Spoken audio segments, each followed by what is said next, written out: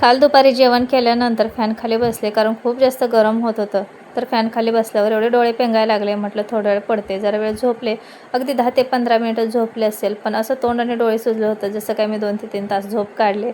तर असं इथे उठले, फ्रेश वगैरे झाले. सगळ्यात अगोदर चहा केला, कारण हे आणि आई यायचा टाईम झाला होता, त्यामुळे म्हटलं अगोदर चहा करते, परत रेसिपी बनवताना मध्येच रेसिपीचं बंद करून चहा वगैरे करायला नको.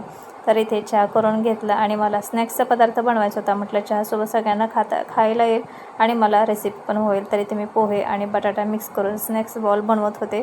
पोह्यांपासून बॉल्स बनवायचे होते, तर पोहे वगैरे चाळून घेतले, बटाटे शिजवून घेतले होते आणि आज मी ते चहासोबत खायला काहीतरी स्नॅक्सचा पदार्थ बनवला आहे. आणि अहोने पण आजच वडापाव आणला. त्यांना म्हटले कॉल तरी करायचा, विचारायचं, तर मला आणू का नको काय बनवले म्हणून. तर म्हटले मला काय माहिती, स्वप्न पडले का तू काय बनवले म्हणून. तर राहू देत म्हटलं, तर आणले तर खावा सगळ्यांनी. तर इथे माझं काम चालू होतं.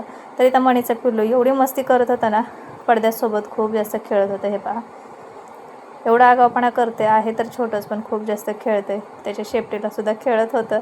त्यानंतर इथे मी रेसिपी बनवत होते, सगळ्यांना चहा आणि वडापाव दिला. सोनाक्षी सगळ्यांना वडापाव काढून देत होती. तर गरमागरम चेंबूर स्टेशनवरून फेमस वडापाव आहे, तो आणला होता यांनी. सगळ्यांनी वडापाव खाल्ला. त्यानंतर आईने मला शापूची भाजी कापून दिली. सकाळी यांच्या टिफिनसाठी शापूची भाजी आणली होती. तर नंतर मला स्वयंपाक करायचा होता. आता सगळ्यांनी लेट चहा आणि वडापाव खाल्ले होते, त्यामुळे जास्त कोणाला भूक नव्हती. फक्त कांदा टमॅटो टाकून, जास्त असं कांदा टमॅटो टाकलं की लाल मसूरची डाळ छान होते. चपाती भातासोबत भाकरीसोबत खूप छान लागते. तर लाल मसूरची डाळ बनवली, चपात्या आणि भात असं जेवणामध्ये बनवलं होतं. आणि लवकर स्वयंपाक करून फॅन खाली बसले की भारी वाटतं.